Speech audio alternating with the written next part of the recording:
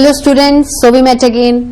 Students, हम लोग जो टॉपिक टिश्यूज पढ़ रहे हैं अपने बायोलॉजी कैटेगरी में 9th क्लास के, तो टिश्यूज में हम लोगों ने पिछली क्लास में प्लांट टिश्यूज तक कंप्लीट कर लिया था, पूरा रिवाइज भी कर लिया था और एनिमल टिश्यूज के बारे में कैरेक्टरिस्टिक्स पढ़ लिया था, इंट्रोडक्शन ले लिया था और उसके टाइप्स को लिख लिया था। तो आज हम कौन सा टाइप स्टार्ट करने वाले हैं एनिमल टिश्यूज में? सबसे पहला टाइप स्टार्ट करने वाले हैं जिसका नाम है एपिथेलियल टिश्यू या फिर epithelium.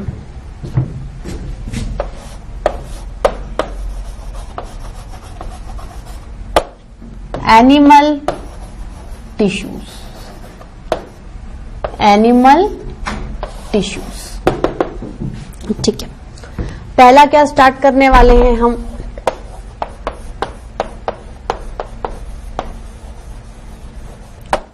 Epithelial tissue, epithelial tissue या फिर एपिथेलियम, एपिथेलियल टिश्यू या फिर एपिथेलियम। Let's underline it. चलो, क्या क्या पढ़ेंगे हम? देखो, वही पढ़ेंगे, इंट्रोडक्शन पढ़ेंगे, फिर इस टिश्यू को जो सेल्स बना रहे हैं उनके कैरेक्टरिस्टिक्स पढ़ेंगे, भाई सेल्स कैसे दिखते हैं। उसके बाद हम टाइप्स पढ़ेंगे, ठीक है। टाइप्स के हिसाब से कौन सा टिश्यू का कौन सा टाइप बॉडी के कौन से जगह पे मौजूद है। एक तो लोकेशन, पहले देखिए मतलब है लोकेशन, और लोकेशन के हिसाब से उसका क्या हो जाएगा, फंक्शन। एक तो ओवरऑल फंक्शन हम पहले ही लिख लेंगे, पर टिश्यू के टाइप के हिसाब से, उसकी लोकेशन के हिसाब से उसका फंक्शन माइनर सा थोड़ा सा चेंज हो जाता है, वो हम उस पर्टिकुलर पॉइंट पे देख लेंगे, ठीक है। तो हम स्टार्ट करते हैं इंट्रोडक्शन लिखने। पहला पॉइंट क्या लिखेंगे? पहला पॉइंट हम ये लिख सकते हैं स्टूडेंट्स, हम ये लिख सकते हैं स्टूडेंट्स पहले पॉइंट में, इस टिश्यू को आप कैसा टिश्यू कंसीडर करते हो?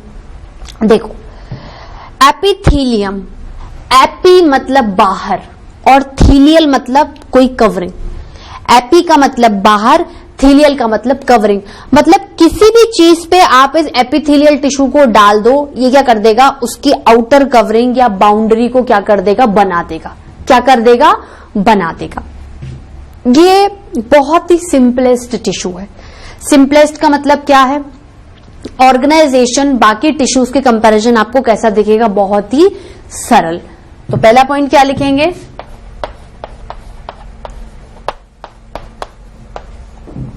कि it is the simplest tissue, it is the simplest tissue.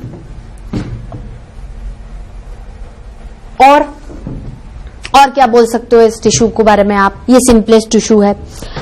हम ये बोल सकते हैं कि ये टिश्यू आपको कवरिंग प्रोवाइड कर रहा है, ये टिश्यू आपको कवरिंग प्रोवाइड कर रहा है। इसको कहीं पर भी डाल दो, किसी भी पर्टिकुलर ऑर्गन, किसी भी पर्टिकुलर पार्ट पे अगर आप इस टिश्यू को बिछा दोगे तो ये आउटर कवरिंग करके उस चीज को क्या देगा, प्रोटेक्शन दे देगा। क्या देगा, प्रोटेक्शन देगा। तो हम ये कह सकते हैं कि it provides protection, it provide protection, it provide protection, ठीक है। हम ये बोल सकते हैं इसमें फॉर्म्स कवरिंग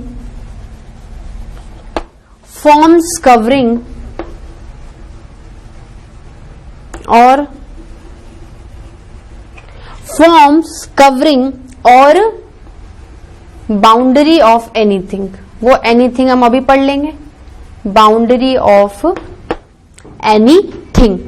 अब हम क्या करेंगे, इसके कैरेक्टरिस्टिक प्रॉपर्टी को देखेंगे। क्या देखेंगे स्टूडेंट्स? हम इसकी कैरेक्टरिस्टिक प्रॉपर्टी को, इसको कैसे कैसे टिश्यूज, इसको कैसे कैसे टिश्यूज प्रेजेंट है और इनके, देखो टिश्यू किसका बना हुआ रहता है, सेल्स का बना हुआ रहता है। मैं आपको अभी तक जितने भी टिश्यूज पढ़ा चुकी हूं, मैंने आपको क्या बोला था, ये इसके सेल का कैरेक्टरिस्टिक है, क्योंकि जो भी सेल्स का कैरेक्टरिस्टिक आपको नजर आएगा स्टूडेंट्स, वही तो आप टिश्यू में लिखोगे। तो चाहे आप टिश्यू का बोलो या आप सेल का बोलो, कंसिडर द सेम थिंग, ठीक है। तो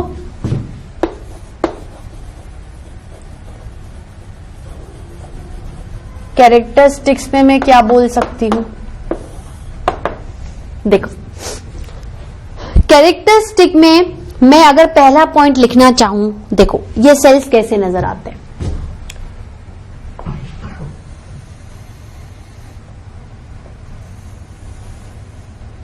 ये सपोज करो ये सेल का ग्रुप है, ये एक सेल है, ये दूसरा सेल है, ये तीसरा सेल है, ये चौथा सेल है, ठीक है।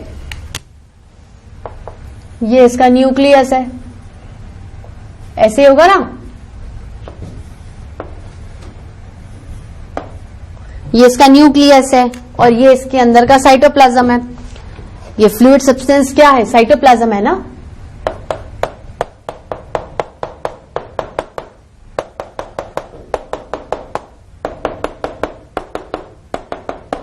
एक तरीके से देखा जाए तो ये एपिथेलियल टिश्यू ही है। ये क्या है, एपिथेलियल टिश्यू। देखो ये क्या है, इसकी सेल मेम्ब्रेन है ना।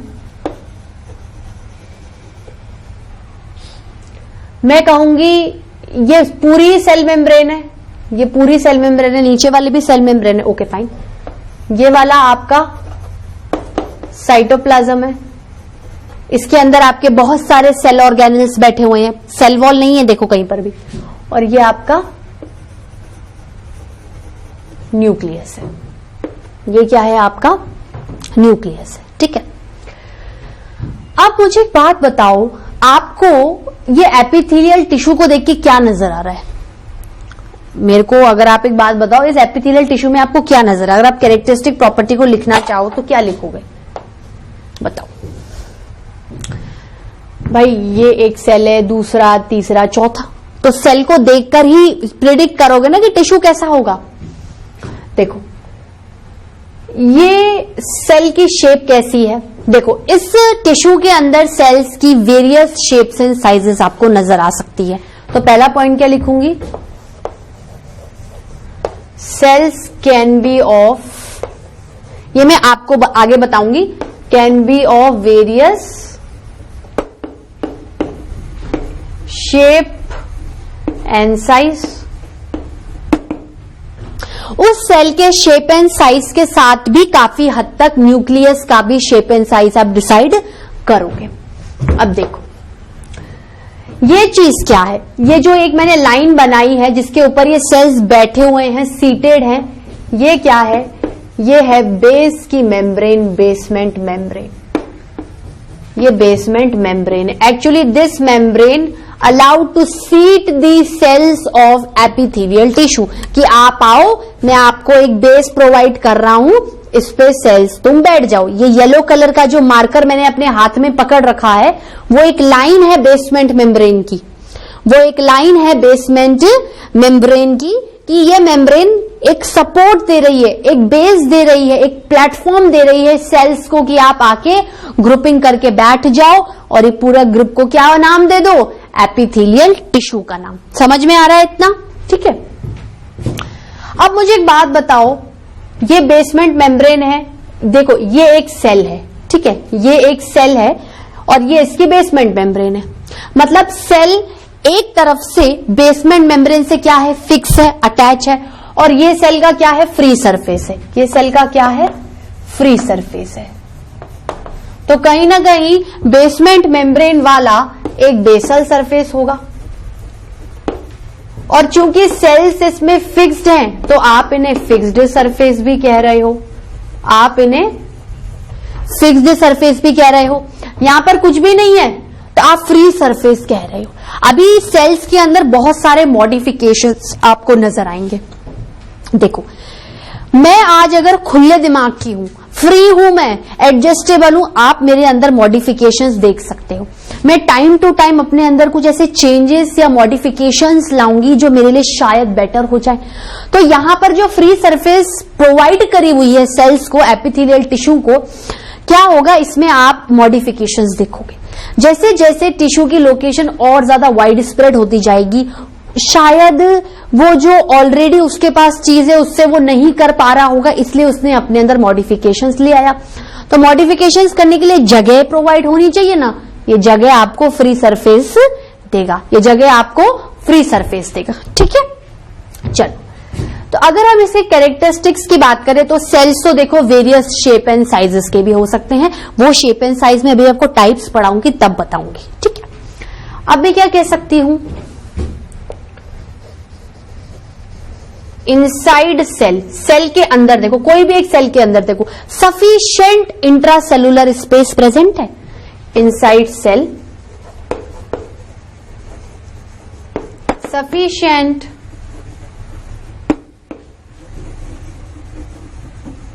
intracellular space is present, sufficient intracellular space is present। ठीक है, inside this space abundant, अच्छा खासा cytoplasm and well defined nucleus दिख रहा है, प्रेजेंट है। तो inside this space abundant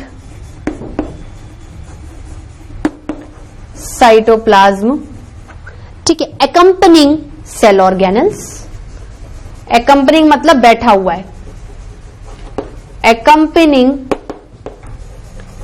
cell organelles बिठा के रखेगा। ठीक है, inside this space abundant cytoplasm accompanying cell organelles, ठीक है, विथ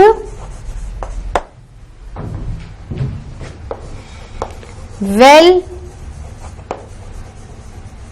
डिफाइंड न्यूक्लियस,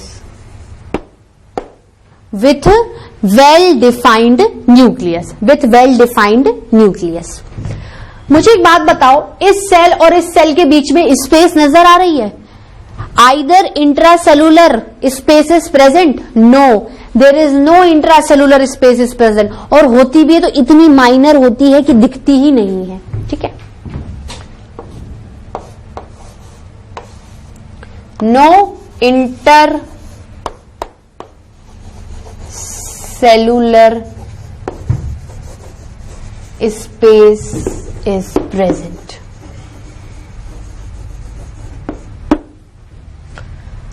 अब देखो सब जगह से बंद पड़ा हुआ है, दोनों बंद हैं। ठीक है, आप कोई चीज कंसीडर कर सकते हो कि मैं किसी चीज को इन सेल्स के अंदर डाल दूं, मैं किसी भी चीज को इन सेल्स के अंदर डाल दूं, आइदर नर्व सप्लाई और ब्लड सप्लाई। आप बोलोगे मैम ऐसा कैसे पॉसिबल है कि इनमें ब्लड सप्लाई और नर्व सप्लाई होगी ही नहीं? होती है, ऐसा नहीं है कि हमारी जो, अगर हम एपिथेलियम को एज अ स्किन कंसीडर करें तो इसमें ब्लड और नर्व सप्लाई नहीं होती है, लेकिन इसलिए इसमें अबंडेंट ब्लड और नर्व सप्लाई नहीं होती है क्योंकि एक तो जगह मौजूद नहीं है। और जगह क्यों मौजूद नहीं है, क्यों भगवान ने इसका एडेप्टेशन ऐसा डाला कि जगह दो ही मत? देखो, अगर जगह होती तो बहुत सारे ब्लड सप्लाई और नर्व वेसल्स या नर्व फाइबर्स, ब्लड वेसल्स इसके अंदर घुस सकते थे सेल्स के अंदर, तो बहुत सारा ब्लड आपको दिखता है, यहां पर आपको दिखता है, आपको ब्लड नहीं दिखता। कोई नर्व जाती हुई दिख रही है? नहीं दिख रही है, क्योंकि आपकी स्किन आउटर मोस्ट कवरिंग है, वो प्रोटेक्शन दे रही है आपको। तो वो प्रोटेक्शन दे रही है तो कहीं ना कहीं वो अपने आप को ऐसा बनाएगी कि वो रफ एंड टफ बन जाए, उसमें टफनेस आ जाए, उसमें वियर एंड टियर को गेन करने की, सहन करने की पावर आ जाए। आप थोड़ा सा स्किन पे मार दो, ये थोड़ी कि लगते से ही ब्लड बाहर आ जाएगा।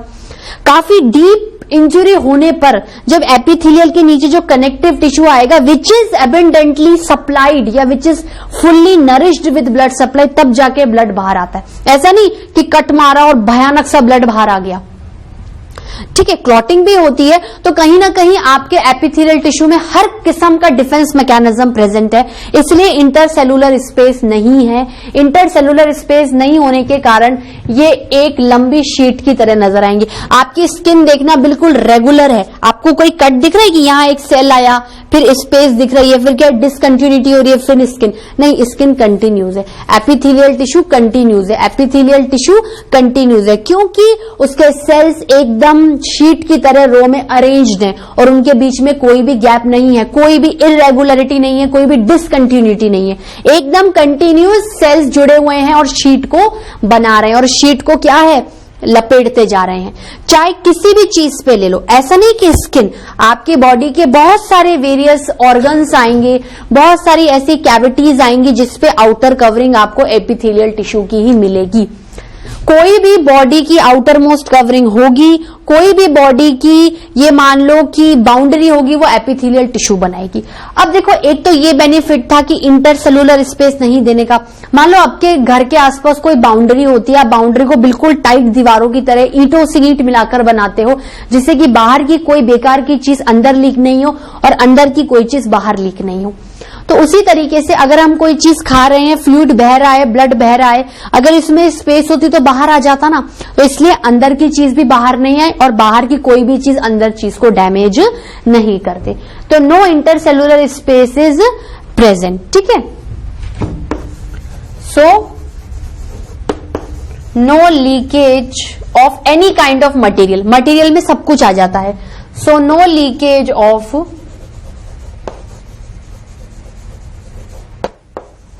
any kind of material, so no leakage of any kind of material inside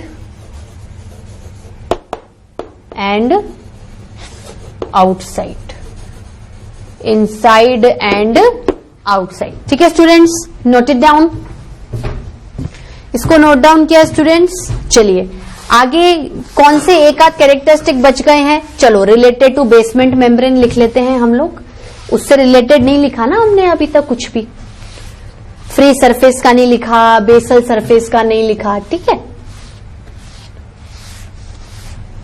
समझ में आई आपको कैरेक्टरिस्टिक प्रॉपर्टी बहुत अच्छे से, चलो वेरी नाइस, समझ में आना चाहिए और कुछ नहीं चाहिए। इसके कंटिन्यूएशन में ही लिखेंगे कैरेक्टरिस्टिक प्रॉपर्टी को। क्या लिखेंगे हम लोग, देखो क्या लिखोगे आगे वाले पॉइंट में, हम ये बोल सकते हैं कि cells are having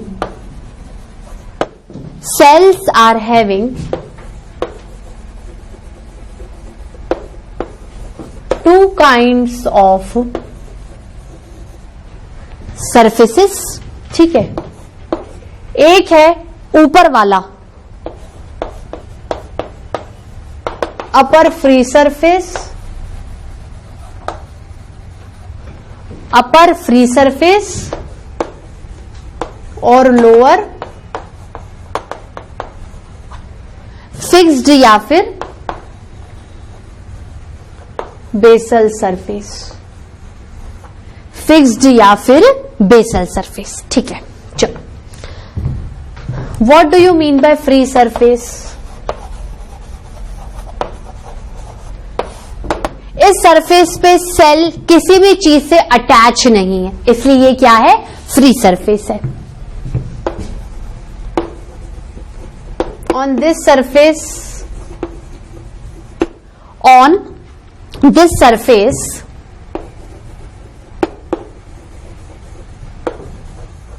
the cells are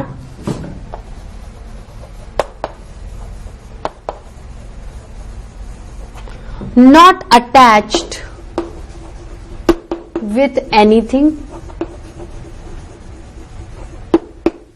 not attached with anything means free, ठीक है। अब basal surface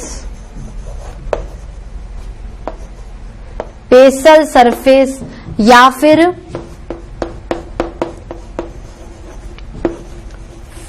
fixed surface, basal मतलब नीचे, बेस वाला, फिक्स्ड मतलब शायद इसी चीज से आपके सेल्स क्या हैं, अटैच्ड हैं। इस सरफेस पे सेल्स अटैच्ड रहते हैं, सेल्स को कोई बेस मिलता है बैठने के लिए, सीट करने के लिए। ठीक है, तो क्या कह सकते हैं, on this surface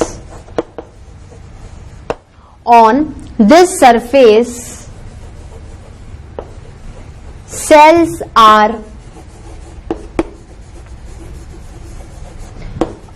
attached with, किससे अटैच्ड होते हैं students, basement membrane, attached with basement membrane. अब मुझे एक बात बताओ, आप क्या समझते हो बेसमेंट मेम्ब्रेन से? भाई ये जो मैं इतनी देर से गाना गा रही हूं, basement membrane, basement membrane, basement membrane, membrane मतलब लेयर, लेयर है मतलब किसी चीज की बनी हुई है। ध्यान में रखना, सेल्स अपनी ही चीज पे कभी नहीं बैठेंगे, अपनी ही चीज पे कभी वो सहारा लेकर नहीं बैठेंगे। That means this basement membrane is non cellular layer. Okay, अब अगर ये सेल की नहीं बनी हुई है तो लंबी लंबी किन की बनी हुई होगी? धागे होते हैं। धागे कैसे होते हैं? लंबे होते हैं। बॉडी में क्या चीज होती है जो धागों की फॉर्म में हो सकती है? कार्बोहाइड्रेट, फैट या प्रोटीन? प्रोटीन। अभी जब बायोमोलिक्यूल्स पढ़ेंगे तो और बहुत ज्यादा क्लियर होगा। ठीक है, तो basement membrane it is a non cellular membrane, cells की बनी हुई नहीं है। ठीक है, किसकी बनी हुई है? कंपोज्ड ऑफ फाइबर्स, धागे, रेशो की, composed of fibres which are made up of proteins, which are made up of proteins. मतलब ये आपकी बेसमेंट मेम्ब्रेन दिखने में आपको एक लंबी लाइन नजर आ रही है, पर ये क्या होती है? ऐसे प्रोटीन्स के फाइबर्स की होती है, प्रोटीन्स के फाइबर्स की होती है। और ये फाइबर्स इतने नजदीक होते हैं, इतने पास पास होते हैं कि ये क्या दिखती है? फिर ऐसी बेसमेंट मेम्ब्रेन सी दिखती है। और किसको अटैचमेंट देती है? एपिथेलियल टिश्यू को। ठीक है, क्योंकि देखो इनको भी सहारे की जरूरत तो है ना। पर यहां से इंटरसेलुलर स्पेस चिपका हुआ है, यहां से भी खुला हुआ, यहां से भी, हवा में थोड़ी होते हैं सेल्स, तो एक तरह से क्या हो गया? इनको फिक्स पॉइंट मिल गया। तो कहीं ना कहीं बेसमेंट मेम्ब्रेन इनको एक स्टेबिलिटी दे रहा है, एक सपोर्ट दे रहा है। ठीक है, तो क्या कह सकते हैं? Basement membrane provide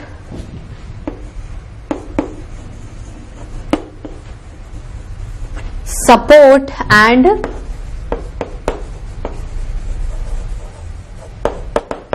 stability, provide support and stability। ठीक है, अब मुझे एक बात बताओ, अगर सेल को कुछ मॉडिफिकेशंस करने हैं अपने अंदर, अभी मैं क्या आपको जनरल आइडिया दे रही हूं सबको, अभी जब टाइप्स में पढ़ाऊंगी तो और बहुत ज्यादा क्लियर हो जाएगा।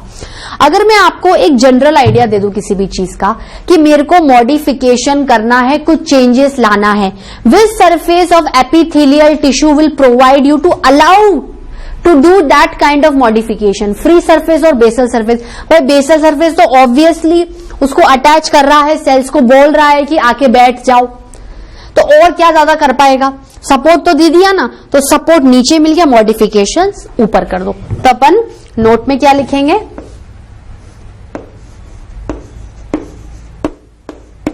अपन नोट में लिखेंगे, ये लिखेंगे students,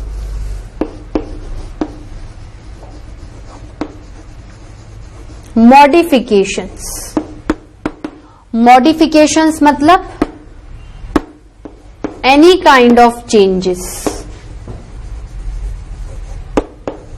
any kind of changes are allowed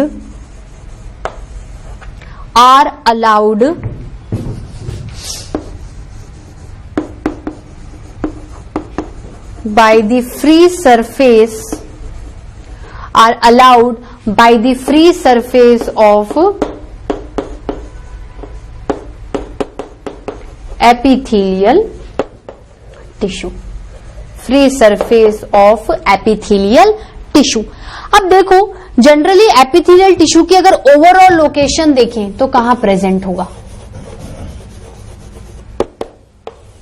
एक तो ये हमारी शरीर का, बॉडी का आउटर मोस्ट कवरिंग बना रहा है, किसकी फॉर्म में? स्किन की फॉर्म में। और बॉडी के अंदर चलो क्या पाया जाएगा? Organs.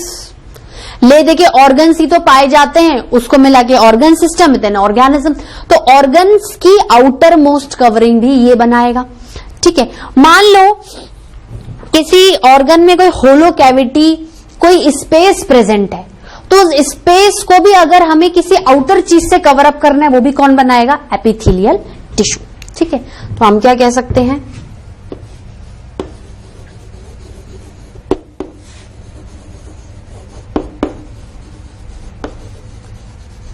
Outer most covering of body in the form of skin। ठीक है,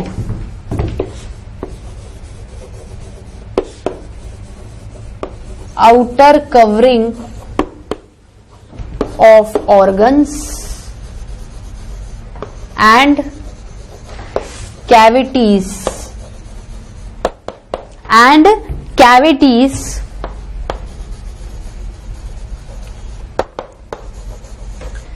इनसाइड दी बॉडी।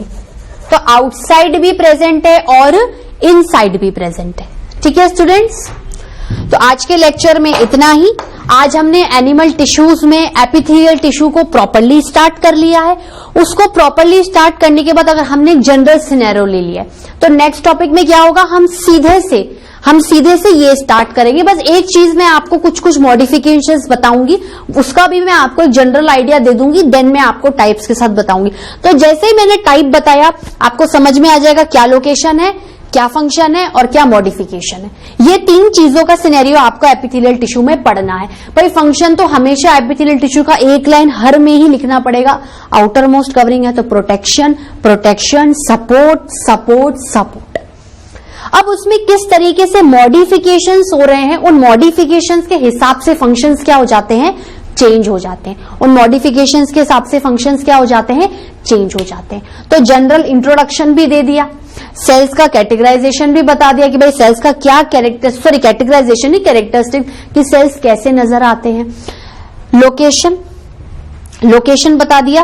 अब मैं आपको जो नेक्स्ट लेक्चर स्टार्ट करूंगी तो सबसे पहले मैं आपको इसके फंक्शंस बताऊंगी, जनरल फंक्शंस बताऊंगी और जनरल मॉडिफिकेशन। उसके बाद जब मैं आपको टाइप लिखाऊंगी ना तो आपको एकदम क्लिक होगा, ये सारी चीजें क्या होंगी वहां पर आके समराइज हो जाएंगी। बस किसी को कुछ मिलेगा, किसी को कुछ मिलेगा। किसी बॉडी पार्ट को ऐसा एपिथेलियल टिश्यू मिल रहा है, किसी बॉडी पार्ट को ऐसा एपिथेलियल टिश्यू मिल रहा है। ठीक है स्टूडेंट्स, आज के लेक्चर में इतना ही। ये जो मैंने बताया है आपको ये नेक्स्ट लेक्चर में कंटिन्यू करेंगे। ठीक है students, till then bye bye, have a nice day.